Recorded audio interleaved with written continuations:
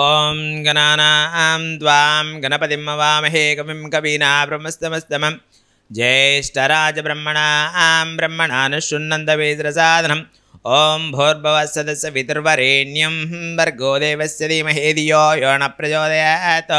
మీ TV ప్రేక్షకులకు నమస్కారం. క్రోధీకృత నామ సంవత్సరంలో శ్రావణ మాసం మరియు ఆగస్టు నెల రెండు కలిసిన సింహరాశి వారికి మనం ఇప్పుడు వాళ్ళ యొక్క గ్రహాల ఉచ్చస్థితి, నీచస్థితి, గ్రహానుకూలత, వాళ్ళకు సంబంధించిన పరిహారాలను మనం చర్చించుకుందాం. సింహరాశి రాస్యాధిపతి సూర్యుడు. ఈ రాశి వారికి ఈ యొక్క మాసంలో ఎలా ఉంటుందనేది మనం చెప్పుకుందాం మీ టీవీ ప్రేక్షకులందరకు. సింహరాశి అంటే మఖ 1, 2, 3, 4 పాదాలు, పుబ్బ 1, 2, 3, 4 పాదాలు, ఉత్తర 1వ పాదం అని చెప్పుకోవచ్చు. అలానే మనకి జన్మ నక్షత్రాలు కొంతమందికి ఉంటాయి, కొంతమందికి పాదాలు నక్షత్రాలు అన్నీ తెలిసి ఉంటాయి. కానీ ఎవరికి కొంతమందికి అప్పట్లో పుట్టిన డేటు ఇవన్నీ రాయని వాళ్ళు, వాటికి తెలియని వాళ్ళు మనం ఏం చూసుకోవాలి అంటే వీళ్ళు నేను చెప్పబోయే అక్షరాలతో మీ పేరు ఏదైతే ఉంటే ఆ పేరు మనం చూసుకోవాలి. మకారంతో మా, మీ, మూ, మే. మళ్ళీ చూడండి, మా, మీ, మూ, మే. అలానే మే, టా, టీ, టూ, టే ఈ అక్షరాలతోటి మనం మన పేరైతే మొదటి అక్షరం వచ్చి ఉంటుందో మా మకారం అంటే మురళి కావచ్చు, ముకుంద కావచ్చు, మోహనకృష్ణ కావచ్చు, మురళీధర్ కావచ్చు. ఇలాంటి పేర్లు ఏదైనా ఉంటే, టాబు కావచ్చు, టకారం మీద టాబు కావచ్చు, ఇలాంటి పేర్లు ఎవరైతే ఉంటే మీ యొక్క నామ నక్షత్రానికి అనుకూలంగా సింహరాశిని చూసుకోవచ్చు. ఈ సింహరాశి వాళ్లకు ఈ సంవత్సరం కొంచెం గ్రహానుకూలత లేదని మనం చెప్పుకోవాలి.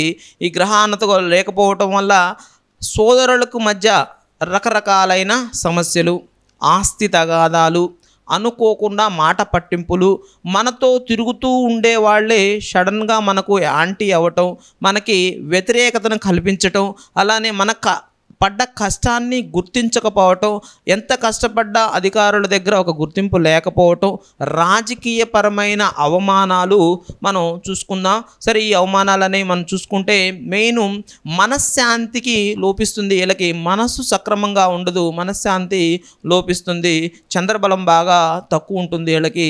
అలానే నేత్రానికి సంబంధించిన, శిరస్సుకు సంబంధించిన కొన్ని ఇబ్బందులను ఎదుర్కొంటుంటే కొంతమందికి కళ్ళజోళ్ళు వచ్చే అవకాశాలు ఉంటాయి. అలానే కంటికి పవర్ తగ్గే అవకాశాలు ఉంటాయి, కన్ని చూపు తగ్గే అవకాశాలు ఉంటాయి.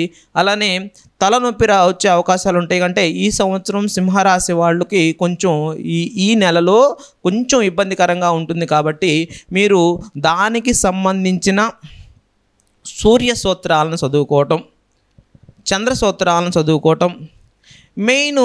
మీకు ముఖ్యంగా శని ప్రతికూలంగా ఉన్నాడు కాబట్టి శనికి సంబంధించిన కొన్ని సూత్రాలను చదువుకోవటం ఈ సింహరాశి వాళ్ళు చేస్తే వీళ్ళకి గ్రహ అనుకూలత కలుగుతుంది.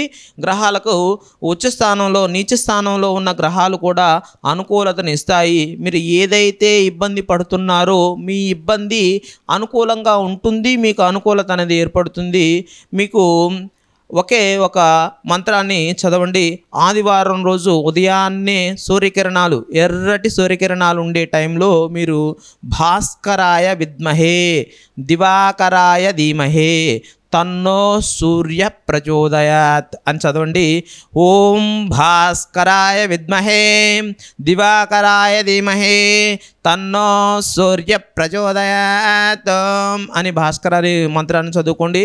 అది కూడా మీకు కష్టంగా అనిపిస్తే, అది కూడా మీకు చదవటానికి ఇబ్బంది అయితే ఓం నమ సూర్యాయ సూర్యాయ సూర్యాయ, ఓం నమ ఆదిత్యాయ ఆదిత్యాయ ఆదిత్యాయ అని 3 సార్లు స్మరించుకొని చక్కగా సూర్యుడి వైపు ఉంటూ ధ్యానం చేసుకుంటూ మీలో ఉన్న ఒక శక్తిని పెంచుకోండి.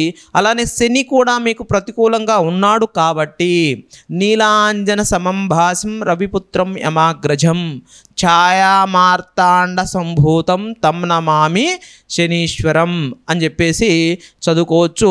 నీలాంజన తమం భాజం రవిపుత్రం అమాగ్రజం ఛాయామార్తాండ సంభూతం తమం నమామి శనీశ్వరం.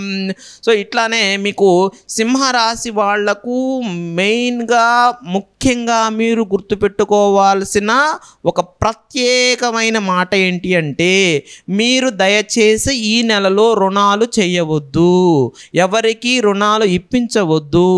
మీరు రుణాలు చేసినా, మీరు రుణాలు ఇప్పించినా అవి మీరు శాశ్వతంగా కట్టలేని పరిస్థితుల్లో ఉంటారు. దయచేసి మీరు అప్పులు చేయటం కానీ, అప్పులు చేయాల్సిన అవసరం వస్తుంది, అప్పులు ఇప్పించడానికి అడ్డం ఉండి మీరు ఇప్పించి హామీలు ఉండే అవకాశం కూడా ఉంటుంది. కాబట్టి మీరు దయచేసి ఈ నెలలో రుణాలు చేయాల్సిన అవసరం లేదు.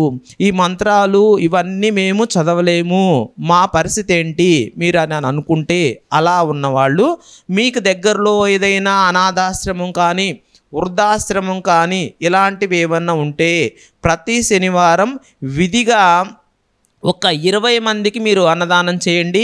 మీకు ఉన్న ప్రతికూలత మొత్తం కూడా అనుకూలంగా మారి మీకు ఈ నెలలో మంచి జరిగే అవకాశం ఉంటుంది.